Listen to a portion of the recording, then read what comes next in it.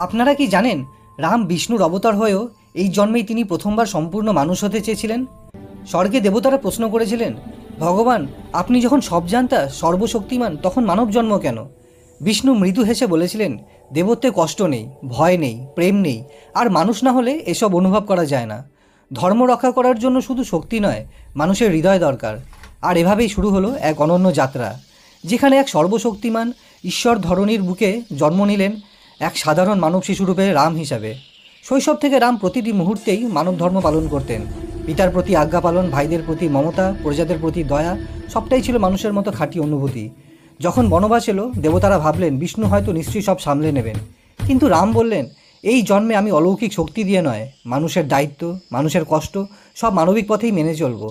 আর সেই মানুষ রূপেই তিনি হারালেন প্রিয় সীতাকে। সেই মানুষ রূপেই লড়লেন রাবণের বিরুদ্ধে। আর সেই মানুষ রূপেই শিখিয়েছিলেন ধর্ম মানে শক্তি নয়, ধৈর্য, ত্যাগ আর প্রেম।